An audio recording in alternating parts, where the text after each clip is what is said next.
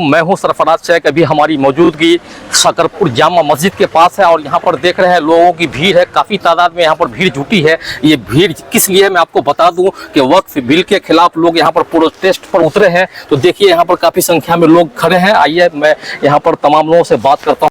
सांप्रदायिकता माहौल बनाना, ये आखिर रातों रात वोटिंग करके आधी रात में बिल पास कर लेना। देखिए, सबसे पहले तो हम लोग वक्फ बिल को समझ लें कि वक्फ बिल है क्या। एक सिंपल आप इस तरह से आप समझ लीजिए कि आप एक ज़मीन लेते हैं चंदा करके, उस पर मस्जिद बनाते हैं सारे लोगों की मेहनत से। फिर उसी मोहल्ला का कोई गुंडा कोई भी आके जाके डीएम को एप्लीकेशन देता है कि ये जो ज़मीन है हमारी है या विवादित है। और डीएम क्या करता है कि जाता है अपने स्तर से जांच करता है और वो डीएम जो है आप जो चंदा करके जो ज़मीन लिए हैं वो ज़मीन वो गुंडा को दे देता है। यही वक्फ संशोधन बिल है। यही आप एकदम सिंपल में आप यही समझ लीजिए। स्पष्ट बात जी जी, यही बात है। तकलीफ इसी चीज़ का है कि हम लोग के बाबा दादा ने, बाबा अजदाद ने जो ज़मीन वक्फ किया और उस पर यह सरकार जो है वो अपने आप को शिकंजा कसना चाह रही है। आपको हम बता देते हैं, परेशान हम लोग इसलिए हैं कि जब वक्फ बिल पास नहीं हुआ था तब बगल का जो आप औराई विधानसभा कह रहे हैं, हमारे गांव के 4 पंचायत में, जिस मैं गांव से आता हूं, औराई विधानसभा कटाई पंचायत का उफरौली गांव है, वहां भी 1.5 बीघा ज़मीन वो पूर्वजों ने, हमारे बाप दादाओं ने उस ज़मीन को डोनेट किया कब्रिस्तान में और 100-200 साल से वहाँ पर मुर्दे दफन हो रहे थे। और सरकार ने ज़बरदस्ती 1960 से पहले जो सर्वे था उस सर्वे में हम लोग का वो कब्रिस्तान दिख रहा है। 62 के बाद जो सर्वे हुआ उसको गैर मजरूआ अपना घोषित कर दिया गया। उस आधार पर उस कब्रिस्तान को खेल का मैदान बना दिया गया। ऐसा ही तेहवारा आपके बगल का पंचायत है, वहाँ पर एक अघड़ी गांव है, वहाँ पर 5 एकड़ ज़मीन थी करबला की, उसको भी खेल का मैदान बना दिया गया। और उसी तरह से बंधपुरा बसंत पंचायत है, 6 एकड़ ज़मीन है कब्रिस्तान की, उसको भी खेल का मैदान बना दिया गया। तो ये तो हम आंख से देख रहे हैं। और जब हम लोग लड़ाई शुरू किए, उसको डीएम का लैंग्वेज बदला हुआ था कि आप लोग अतिक्रमण किए हुए हैं। तो खैर हम लोग बड़ी मजबूती से लड़े और कोर्ट के ट्रिब्यूनल में, हाई कोर्ट ट्रिब्यूनल में मामला चल रहा है अभी।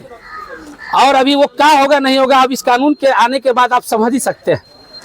तो वो 100 साल 2 साल से वो हमारी ज़मीन है और ये जो कानून लाया गया है, इस कानून के हिसाब से वो सरकार उसको अधिग्रहण कर लेगी। तो अब ये मामला अब सर से ऊपर हो जा चुका है। ये जो बातें जो बनाई जा रही है कि नहीं उससे मुसलमानों को कोई नुकसान नहीं है, गरीबों को नुकसान नहीं है, ये हर मुसलमान के जज्बात पे, मुसलमान के ईमान पे ये चोट है। क्योंकि माइनॉरिटी के साथ मुसलमान के पास अब 2 ही ऑप्शन रह गया है, करो या मरो का। बाबरी मस्जिद छोड़ देंगे तो हमारे मामलात ख़त्म हो जाएंगे और इस देश के अंदर हम लोग मिलजुल के रहेंगे। ये एक भूल थी।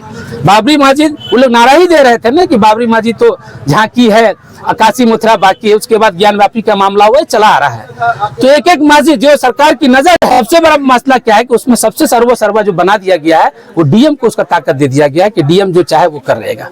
इसलिए इस कानून का हम लोग पुरजोर विरोध कर रहे हैं। सर, लेकिन एक सवाल है, जो सरकार तो कहती है कि हम मुसलमानों के हित की बात करते हैं, हम मुसलमानों को ईद का तोहफा देते हैं, तो क्या यही तोहफा है वक्फ बिल का? सर, मुसलमान को देश की आज़ादी के बाद से ही समझ लेना चाहिए था कि कोई तोहफा नहीं। इस देश के अंदर बहुत सारे कानून बनाए गए। देश की आज़ादी के बाद आपके सामने अभी धारा 370 को ख़त्म कर दिया गया, टाडा कानून लाया गया, पोटा लाया गया, यूएपीए लाया गया, 3 तलाक का बिल लाया गया, एनआरसी लाया गया।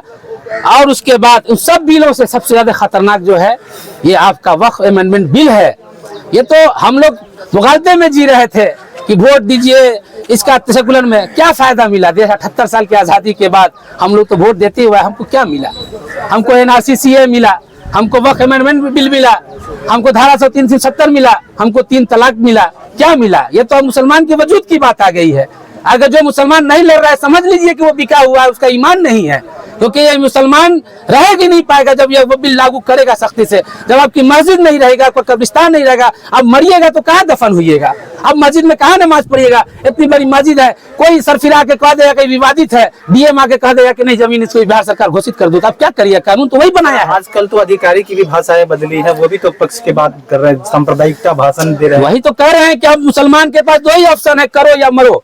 सड़क पर उतरना होगा, एनआरसी से बड़ा आंदोलन करने की जरूरत होगी, हर घर में आपको शाहीन बाग बनाना होगा, और उस वक्त तक भी जब तक बिल को वापस नहीं ले लिया। इस तरह से किसान 1 साल तक धरने पर बैठे रहे, 700 किसान शहादत दी, आत्मा अपने आप को कुर्बानी दिया, तब जाके बिल पास हुआ। इसलिए मुसलमान को भी शहादत देने के लिए तैयार होना होगा। इसलिए हम कहने आ रहे हैं, क्योंकि इस बिल पास होने से पहले हम लोग लड़ रहे हैं, उस दर्द को झेल रहे हैं, और आज हर जगह, क्योंकि बिहार में 80% का विस्तार है जो बिहार सरकार हो चुका है, तो जब चाहेगा तब सारी पूरी जमीन को एक्वायर कर लेगा, तो मुसलमान का कहाँ मुर्दा कहाँ दफन होगा? तो क्या लगता है आज जो सुगबुगाहट तेज हुई है शंकरपुर पंचायत से, क्या लगता है ये जगह जगह शाहीन बाग में तब्दील होने की सुगबुगाहट तैयारी है? तेज हो चुकी है, शाहीन बाग बनेगा। शाहीन बाग से बड़ा आंदोलन खड़ा करने की जरूरत है। हम तो बार बार कह रहे हैं कि ये मुसलमान के वजूद की लड़ाई की बात आ गई है, अब मुसलमान के शनाख्त की बात आ गई है भाई मेरे।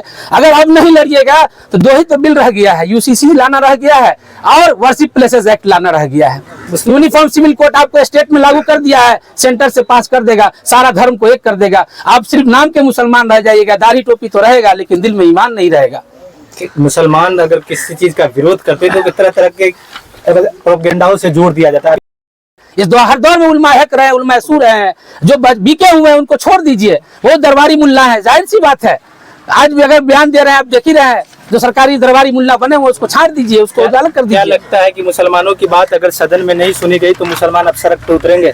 उतर ही रहे हैं, शुरुआत हो चुका है, लड़ रहे हैं लोग, पहले से भी लड़ रहे थे, अब और मजबूती से लड़ेंगे। क्षेत्र के लोगों से क्या अपील होगी आगे? बस यही कहेंगे, जितना जल्दी हो शाहीन बाग बनाइए और लड़िए। हर घर से एक आदमी डेली 24 घंटा टाइम दीजिए इस बिल के लिए। बहुत खतरनाक बिल है ये, आपके वजूद की बात है।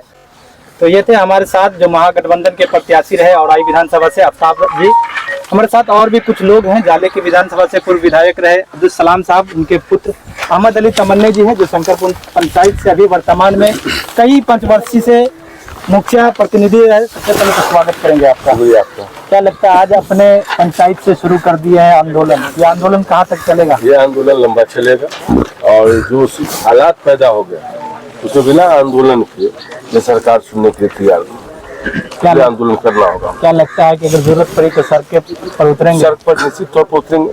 जो भी सेकुलर हमारे दल हैं, तमाम दल का सहयोग हम लोग को प्राप्त है।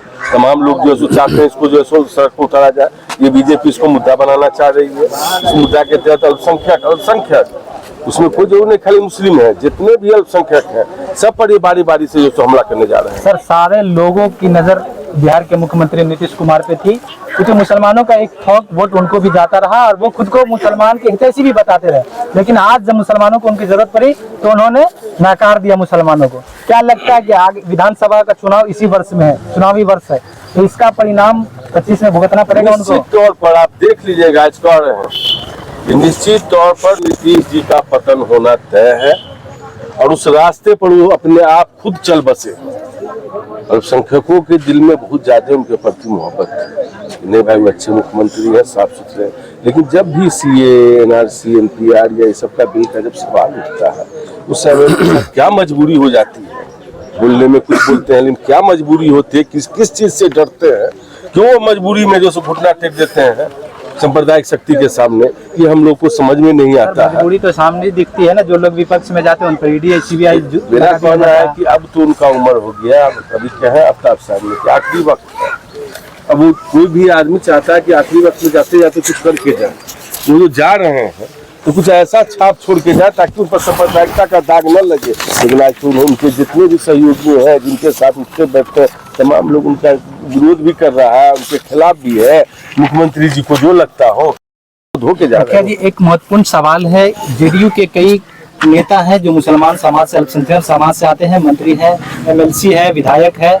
अगर वो लोग, इस्तीफा का दौर अभी जारी हुआ है, अगर वो लोग इस बिल को रहने के बावजूद भी उनके विरोध में नहीं उतरते तो क्या ऐसे लोग जब विधानसभा में वोट लेने आएंगे तो मुसलमानों का क्या रवैया होगा? उसका खामियाजा उनको भुगतना पड़ेगा। आपने देखा एक चीज कि कुछ लोग इमारत सरिया वाला जो सवाल उठा उसमें जो जाके वहां प्रोटेस्ट किए या विरोध किए, उनका लफ्ज 2 रोज पहले देखिए क्या हुआ।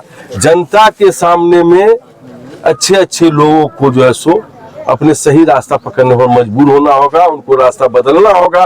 वो जान रहे हैं कि हम जिस समुदाय से हैं, जिस समाज से हैं, समाज की जो सोच है, देखिए इस वक्फ बिल का विरोध ये नहीं कि मुसलमान कर रहे हैं, ये वक्फ बिल का विरोध तमाम सेकुलर सोच के लोग कर रहे हैं कि इस देश में जो सेकुलरिज्म है वो कायम रहे। सत्ता पक्ष के लोग तो कह रहे हैं कि ये विपक्ष के लोग की साजिश है। मेरा कहना साजिश है, तो इसको आप क्यों नहीं, जिसके लिए आप क्या कह रहे हैं कि हम उसके भलाई के लिए कर रहे हैं। अगर कोई चीज हमारे भलाई के लिए किया तो हमको कन्विंस कीजिएगा कि नहीं कीजिएगा, हम समझेंगे कि नहीं समझेंगे। सत्ता पक्ष के लोग भड़का रहे हैं। मेरा कहना भड़का है तो आप बतलाइए ना कि आप क्या इसमें कर रहे हैं। किसी धार्मिक जो भी चीज है वह स्वतंत्र है, उसका अलग कमेटी है। वह बजाते आप जान रहे हैं कि यहाँ जो है सब जगह कमेटी बना हुआ है, वक्फ बोर्ड बना हुआ है। आपको सुन्नी वक्फ बोर्ड है, शिया वक्फ बोर्ड है, सब तो अल्पसंख्यक आयोग है, सब है उसको देखने के लिए। वो भी आपके अधीन, आप ही के लोग के द्वारा बनाया जाता है। क्यों नहीं आपने रिव्यू किया, आप रिपोर्ट दिए ना कि कहाँ कहाँ ये गड़बड़ी है जिसके कारण हम ये काम को करने जा रहे हैं। आपका बोर्ड बना हुआ, बोर्ड का आप रिपोर्ट तो ले लेते।